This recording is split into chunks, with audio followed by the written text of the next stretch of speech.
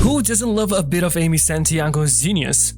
From hilarious undercover ops to epic pranks, here are some of Amy's most unforgettable moments on Brooklyn Nine-Nine. Check out how she outsmarts everyone and keeps us laughing along the way.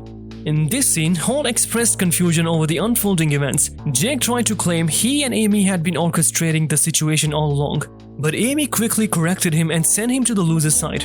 Despite his attempt to join in, it was clear he wasn't part of her plan. Rosa asked Amy how she managed to pull off her scheme. Amy began explaining that it all started when she went to confide in Jake about her hurt feelings, only to be met with an inappropriate reaction, which Jake awkwardly acknowledged wouldn't make him look good in the recounting of the story. Amy recalled a moment when Jake had triggered Captain Holt's reaction to a loud noise, which was peculiar given that Holt was behind a closed door. However, it turned out Holt had heard everything through a bug he had hidden in a stale muffin on Jake's desk. Jake humorously noted that this was a good reminder of why people should throw away their trash. Continuing, Amy revealed she tapped into the bug's frequency to listen in on Jake, needing to stay informed about Holt's activities. She enlisted Hitchcock's help, who comically thought he had masterminded the plan, though Amy had to repeatedly explain his minor role. Amy elaborated on the tactics, mentioning how she exploited a small crack in the blinds to read Holt's lips, learning his plans which involved Sharon and Terry's kids causing a distraction. While Scully subtly moved an object they called the witch, Amy got into character, prompting Holt to trigger the witch, which drew Jake into the room. Holt then admitted to throwing a crown into the trash can, which Amy revealed was exactly as she had planned. She further explained how she orchestrated everything to humble both Jake and Holt, including placing an out-of-order sign on working elevator, forcing them to walk up 31 flights of stairs, much to Jake's dismay, who corrected that he vomited 4 times, not just twice. Amy concluded her tale by affirming her independence and capability, stating she was not just Holt's lackey or Jake's girlfriend, but a person capable of making her own impactful decisions. This led to a mock coronation at Shaw's bar, where Jake playfully declared her the queen of the Nine-Nine. In a final twist, both Holt and Jake, thoroughly outplayed, acknowledged Amy's brilliance, declaring her an amazing detective/genius. While playing tennis, Amy expressed frustration at her opponent Claire, an elderly lady, urging her to play more competitively.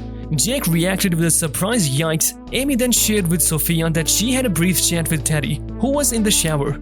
Teddy had mentioned looking forward to a romantic evening, and Amy, caught off guard, panicked and accidentally shouted LOL. Sophia reassured her, suggesting she might be exaggerating the awkwardness of the situation. Amy looked puzzled at Charles. He quickly decided to walk away and discuss something with Jake. He asked Jake why Amy was obsessively braiding her hair. Jake explained that Amy was extremely nervous because she was taking the sergeant's exam that day. Charles found it odd, knowing how much Amy usually loved tests.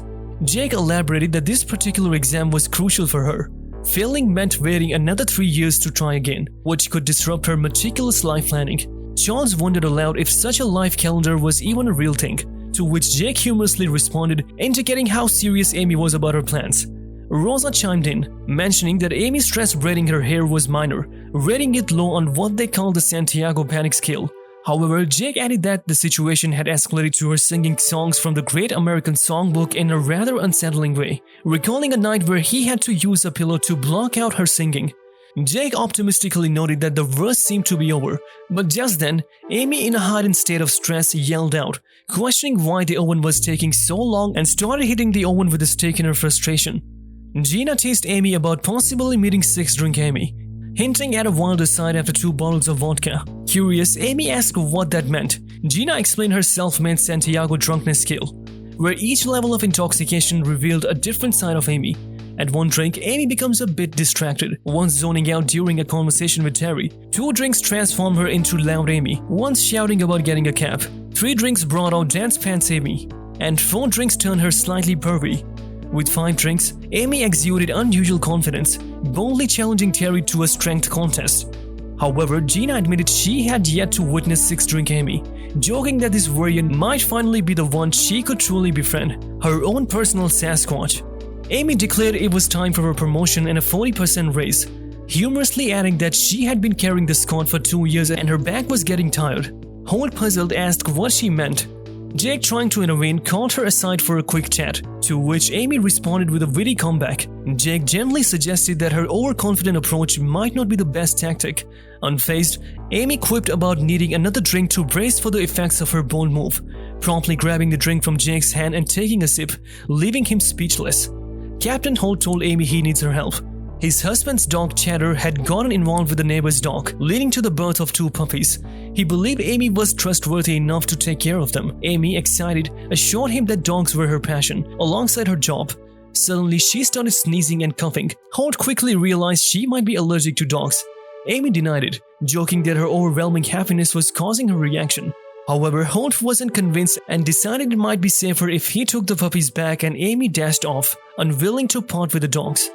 Amy, feeling overlooked by Holt, who often focuses on Peralta, jokes about starting to mess up like Jake to get noticed. Encouraged by Rosa's playful "please do," Amy decided to demonstrate by dramatically tossing her glass behind her at the bar, resulting in a crash as it shattered everything on the glass rack. Jake Peralta and Amy Santiago were working on perfecting her backstory for an undercover mission. Amy introduced herself as Isabel Cortez, who in her story ended up in jail for murder after defending herself during a subway confrontation. Using precise medical terminology to describe her actions, Jake suggested toning down the clinical details, hinting they were a bit too technical for their purpose. Amy Santiago proposed that they could solve the case by obtaining the class schedule of a football player who was in the same class as Brendan Willis. She believed the vital information would be in the administration room, which she excitedly labeled as the coolest room at the school. Overcome with enthusiasm, Amy accidentally broke the door's glass to gain entry. Jake pointed out that picking the lock would have been simpler. Amy admitted that her excitement had led her to act rashly and apologized for her impulsive action. Jake was thrilled about his upcoming cruise, dreaming of a week spent relaxing by the pool and enjoying unlimited shrimp. However, Amy quickly tempered his expectations. She showed up with a stack of freshly laminated itineraries, revealing that she had booked them into nearly every activity offered on the cruise. Out of 77 available activities, Amy had signed them up for 76, hinting that Jake's hopes for a laid-back vacation might need adjusting to the jam-packed schedule. At the precinct, Amy updated Captain Holt that she had finished her paperwork. When Holt asked if there were any other updates, Amy corrected that it was Jake who had spoken earlier, not her. Jake playfully commented on Amy's academic talents from her childhood, leading her to casually mention that she had skipped 4th grade. Amy found something she thought was interesting, but Jake pointed out she was actually looking at his profile, amused by his perfect attendance record. Amy said she had printed for keeps. Jake teased her to tone down her excitement, to which Amy playfully assured him she'd keep the printout handy. Jake expressed to Amy his empathy for Captain Holt, who had been missing his husband Kevin for months. He shared that he would find it hard to be apart from Amy for such a long period, mentioning a binder full of detailed instructions. Jake's comments sparked even more excitement in Amy. Amy walked into Captain Holt's office and learned that DEA wanted to commend her for her role in the J Street drug bust. Holt jokingly asked if praise was their true motivation, leaving Amy at a loss for words.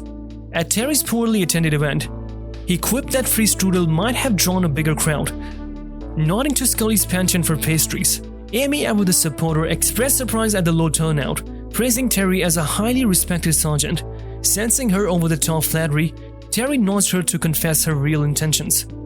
After enjoying Amy's craftiness and wit, which moment did you think was her best?